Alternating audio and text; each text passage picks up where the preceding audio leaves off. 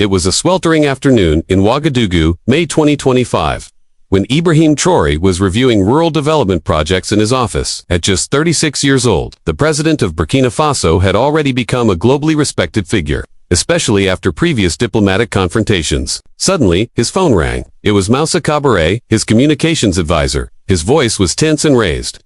"Mr. President, something serious has just occurred. President Trump made direct statements about you during a White House press conference." Ibrahim frowned. "What exactly did he say, Moussa?"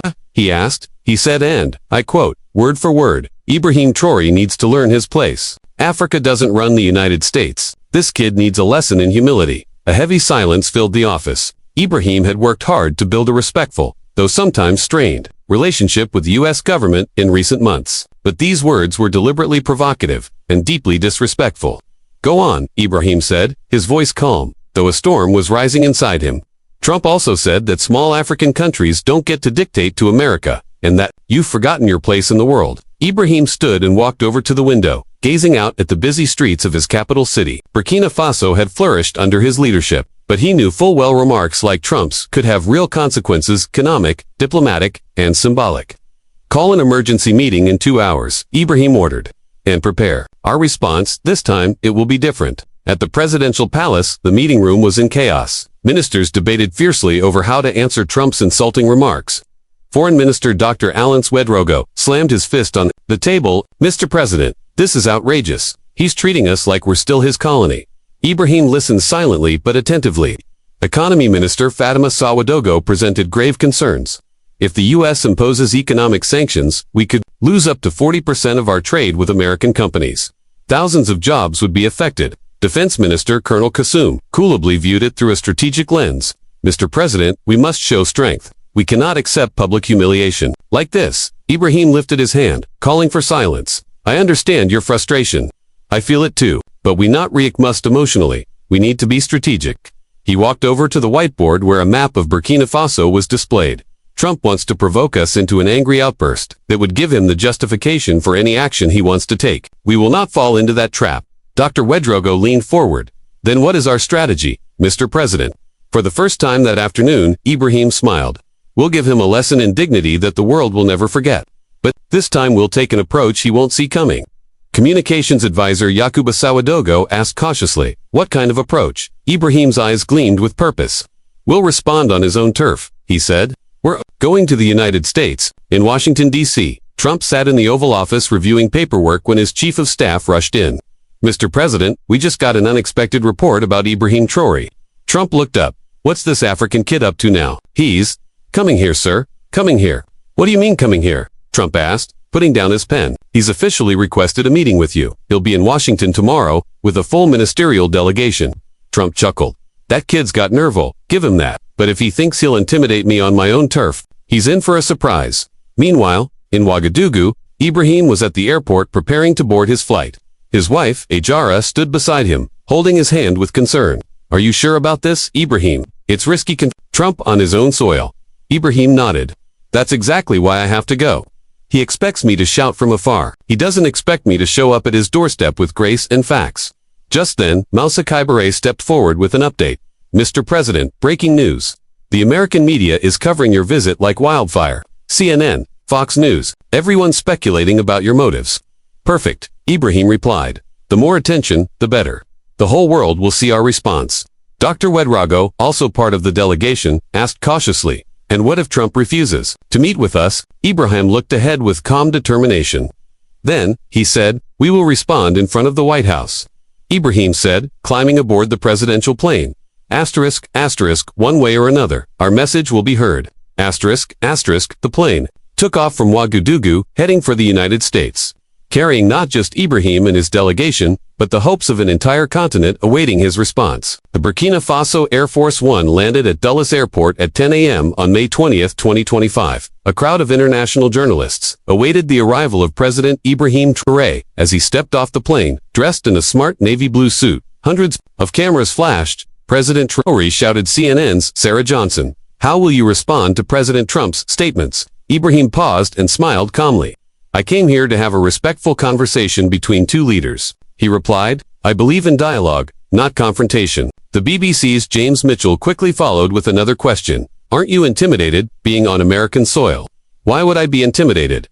Ibrahim replied. I came to represent 22 million Birkeneb. That responsibility gives me all the courage I need.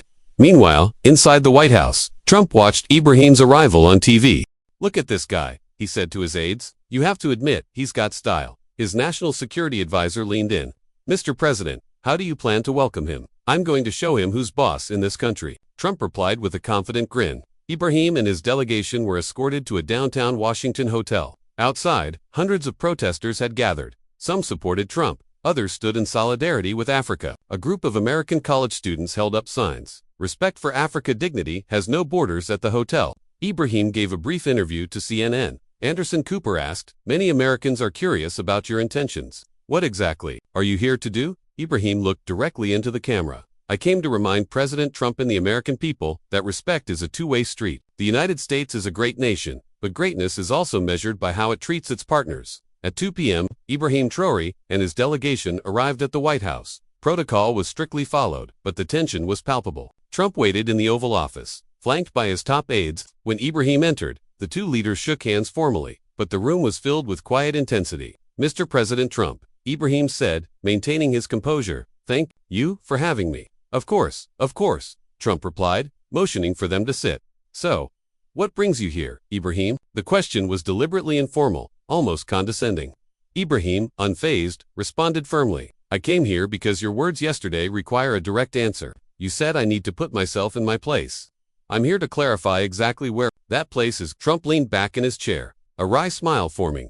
And where would that be? Ibrahim's voice grew stronger. My place is as the elected leader of a sovereign nation. My place is to defend the interests of 22 million. My place is as an equal partner on the international stage. Trump's smile faded slightly. Equal partner. Burkina Faso has the GDP of a mid-sized American state. Mr. President, Ibrahim replied calmly, national dignity is not measured by GDP alone. If it were, only 5 nations on earth would deserve respect. The room grew tense. Aides from both sides exchanged nervous glances. Trump was clearly irritated but also impressed by Ibrahim's composed tone. You've got guts. I'll give you that, Trump said, but guts without power. That's just arrogance. Ibrahim smiled, for the first time in the room, with all due respect. Mr. President, power without wisdom is just brute force. And America, in its best moments, has always stood for something more. Trump was silent for a few seconds, taking in the words. His aides looked unsettled, but Trump, known for respecting boldness, finally spoke. Okay, Ibrahim, he said, his tone shifting slightly. You've got my attention. Speak. Ibrahim leaned forward. Mr. President, Burkina Faso is not an enemy of the United States. We're a nation that grew by 15% last year, that has fought terrorism, that is building a democratic foundation. Why treat us like an adversary? Trump leaned back, thinking, because, he finally said, you've been getting too close to China and Russia lately. And why is that? Why? Ibrahim asked. Because when we needed partners, they offered us respect alongside investment. The United States gave us only criticism and humiliating conditions. The sincerity in Ibrahim's voice was undeniable. Even Trump's aides seemed impressed by his candor. Look, Trump said, the United States has been helping Africa for decades. Help, Ibrahim repeated, is exactly the word that defines the problem. We don't want help. We want partnerships. We don't want handouts. We want fair trade. We don't want to be treated like children. We want to be respected like adults. Trump drummed his fingers on the table. It was clear he was recalculating his position. And what do you propose? He asked. That we talk as equals. Ibrahim replied. Burkina Faso has resources the United States needs. We have a young, educated population. We have a strategic position in West Africa. We can be valuable partners if we are treated with dignity. Antony Blinken, who was present, leaned in and whispered something in Trump's ear. The American president nodded slowly. Your proposal is interesting, Ibrahim, but how do I know I can trust you? Ibrahim smiled. The same way I trust you, through actions, not words. Trump stood and walked to the window of the Oval Office. Looking out over the White House lawn, Ibrahim waited patiently, knowing this was a crucial moment in the conversation. You know, Trump said, turning back to face Ibrahim, in my entire political career, few leaders have had the courage to come here and confront me directly. I didn't come here to confront you, Mr. President. Ibrahim replied, I came here to propose a solution. Trump returned to his seat. I'm listening. Ibrahim opened the folder he had brought with him. Burkina Faso is willing to offer the United States preferential access to our gold and manganese reserves, In return, we want American investment in our infrastructure and education, on terms of mutual respect. The numbers inside the proposal were impressive.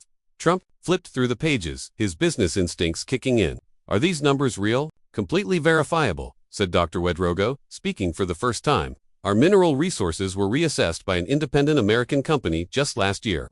Trump glanced at his aides, who nodded silently. The proposal was sound, profitable for both sides. What about China and Russia? Trump asked. They'll continue to be our partners, Ibrahim answered honestly, as will France, the United Kingdom, and others. Burkina Faso no longer accepts outdated control. We want to expand our partnerships. Ibrahim's honesty clearly impressed Trump.